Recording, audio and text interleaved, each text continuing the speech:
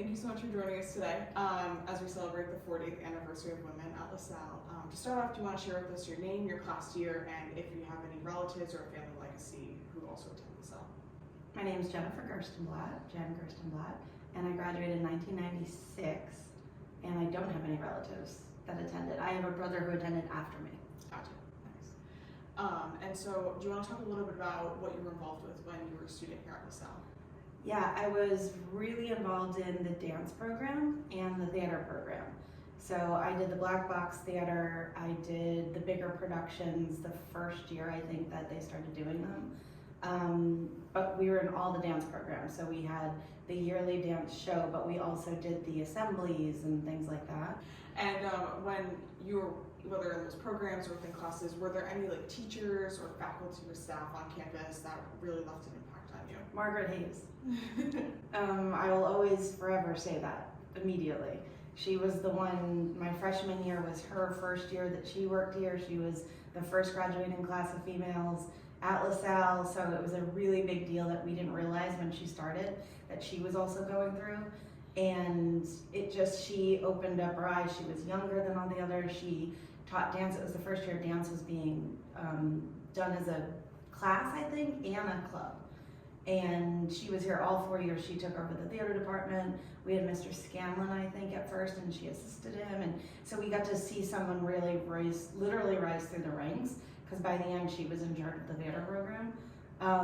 And she just was there for all of us throughout the years.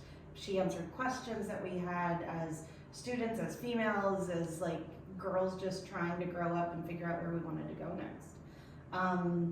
Yeah, she was the biggest one, and I remember Mr. Larkin a lot, and I remember Mr. Butler a lot. He was just this guy that was this kind of tough guy that would walk through the halls, but when you got him for law class, he was this big softy that just got so excited about teaching you, and it actually at one point I always thought I wanted to be a lawyer, and his class made me be like, oh, maybe I will, and then I didn't. Great. Yeah, Margaret Hayes is definitely someone who we're showcasing throughout this anniversary, and someone who leaves an impact on students from when you were here to now. So yeah. She's a great person to have on campus. Do you want to talk a little bit about your journey after you graduated from LaSalle? Sure.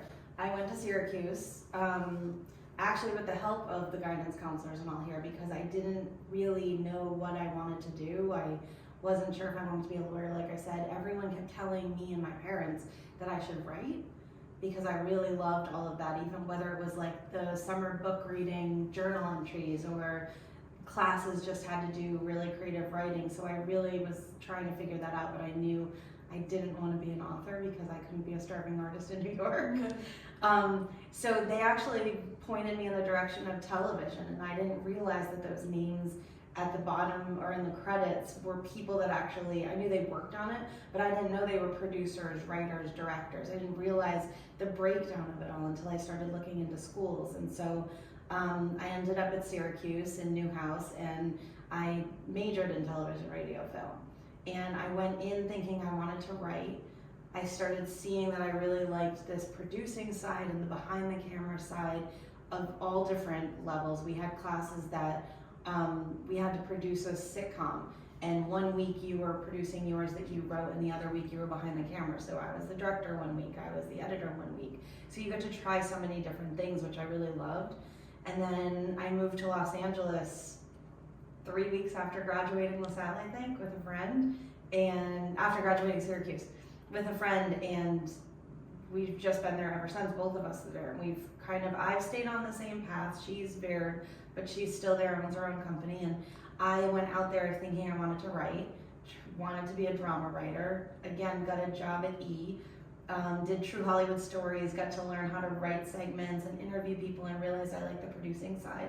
And so started looking into development and production, and so then I got a job at Sony in production and comedy development and all, and it sort of went from there. And it was the year when I was in college, it was when Felicity came out and Dawson's Creek was out, and all of us were obsessed. 90210 was out the whole time I was in high school, and the original.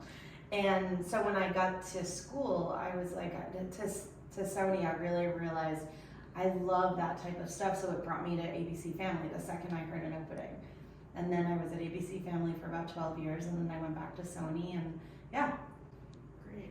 And what are you currently doing now at Sony? Right now, I was SVP of Comedy Development at Sony. I'm now trying to really get independent producing.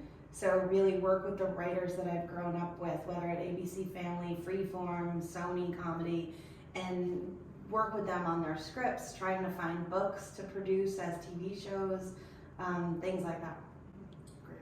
And do you think that your time here at LaSalle and all those teachers that impacted you, especially Margaret Hayes, do you think that they really influenced you to go down the career path that you did? Yeah, and I think about it often. When people like agents or whatever will be like, oh, you always said you wanted to write, you should try it. I'm like, no. And then I remember Mr. Butler in the common law class of all things telling my mom she should be a writer. I'm like, maybe I should try it.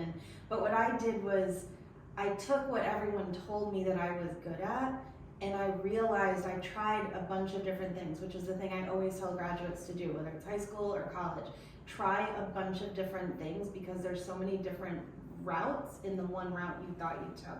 So my love of writing, I love working with writers. I love giving notes on their projects. I love trying to find the solve to the script that they're having problems with, the characters, the story. I don't want to be the one to sit down, come up with the idea, and actually write it. Maybe someday, but I think the courage and the confidence that everyone here gave me, whether it's on the writing side or Margaret throwing me into being a stage manager all of a sudden, a director of a show that I was just going to assist her in. I think all of that gave me a lot of confidence. Yeah, and I do think about it often. When I get stumped, those things pop into my head. And what's the experience been for you as a woman in this field? It wasn't as hard as I thought. I think part of it was because I had a lot of females at E, which was my first job.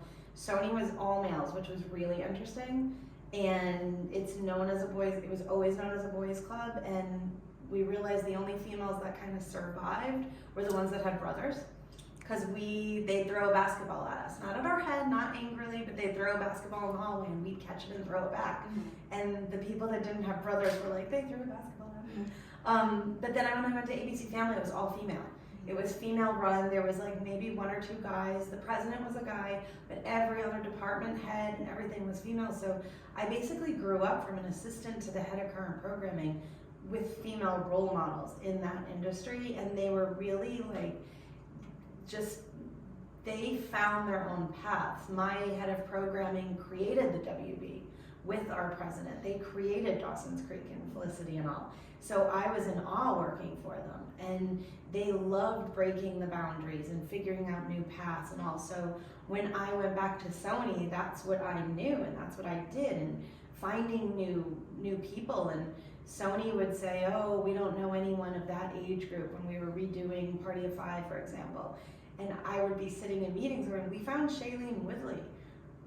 She was nobody. We had to let her out to do the Descendants to win an Oscar. You can do things. And I think being with those females gave me the strength when I went back to Sony that was still filled with males to stand up to them in a different way. It wasn't pushing back, but it was, you can do this. You just have to want to do this, and you have to figure out a way to do this. And now Sony's run by a lot more females. It's very interesting, but to be honest, there were females that grew up in Hollywood in the 90s, and that was a very different time. And there are some that think they need to be kind of mean to get ahead, and the ones of my generation just keep looking at them, wondering why. Mm-hmm. And I think it's at a point in Hollywood specifically, I think everywhere honestly, but I think in Hollywood where we all have to figure out which generation is going to be strong enough to change things, because you grow up thinking, I'm never going to do that if your boss did something you didn't like, and then all of a sudden you start doing it and you realize, I don't know why I'm doing this when I didn't like it being done to me. So you have to physically stop yourself and do that. So, but yeah, I think I'm babbling now. It's okay. That was great. And I think that kind of leads into the next question of if there are any students who are currently interested in pursuing a job within your field, what kind of advice would you have for them? I always give the advice of try everything. go to school. You can go to school honestly, for whatever you want to get into Hollywood. Obviously, you can go for writing, producing, marketing, management, comm law, any of it. It all can kind of bring you to the same place. You just have to want it and really focus on it. So I would try anything. I would try reality. I would try documentaries. I would try unscripted. I'm a drama person. I specifically left ABC Family to go to Sony to learn comedy, but I also got to learn to be a buyer, not a seller, and vice versa. Which are just different things. Working in development and current, I've learned some people have only worked in development because they think it's the cool job. You're creating the product. But current has to keep it on the air for as many episodes as you can. And it's where the money comes in for companies, and it's really important. So, and I think you don't know that because you don't really learn it. I didn't learn it in college. Even when they taught me the different levels in a writer's room and all, they never taught me current versus development versus how you can use ad sales and marketing and all of that. And I think every time I got a new job, I really focused on what I loved and didn't love of the job I had, and I used that to figure out what I wanted to do next. And then I used all of that. So when I left being a buyer at ABC Family Freeform and went to Sony, when we were developing projects, all the people that were at Sony had only ever been at a studio, so they're sellers. So I would say things like, we can't develop at this. If we add this one layer in, you can actually get marketing to do this and ad sales to sell and PR to do all these different things. And they hadn't thought about that. And I think it's only because I worked at a different type of job.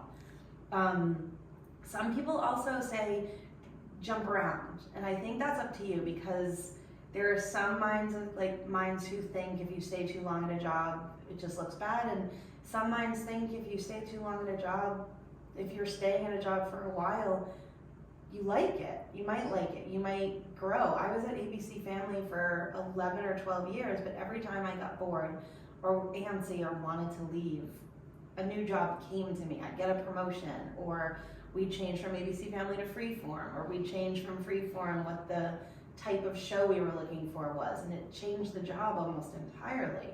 But you still had the bones of what that was. So I would just say try things. I always say that. Right. And I mean, just in general, for women, what advice do you have for women, whether that be current students here at LaSalle or just women in general? Don't lose your voice. I went through that in the past couple of years. I think I had a very strong voice at ABC Family because I was surrounded by women. I came back surrounded by men at Sony, and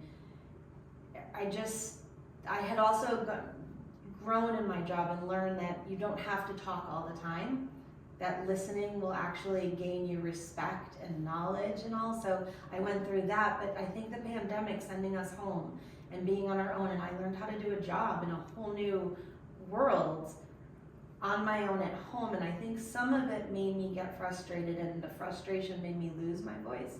And in the past 2 years, I was even talking to the president of Sony about it, how you have an opinion and you've gotten to a certain point in your life, in your career, because you've learned a lot, and you wouldn't have gotten there if you hadn't learned a lot. And so you do have an opinion, you do have a point of view, you have a voice to speak it.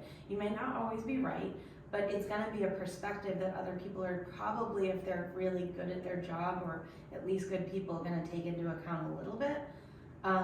And the more I got my voice back, the more confident I was, and that's why I think I can even remotely think about independently producing on my own and using my relationships in a way that they surprised me when I told someone I was doing it. They were like, of course you're going to do it. It's what you always used to do. You just did it at a company, and I never realized it. I hadn't thought about it that way. I had just thought I was doing my job, but people are starting to tell me I was doing it differently than other people because I trusted my gut, I used my voice, and I got a confidence that whether I knew it or not, they were seeing it, and so they trust me enough to work with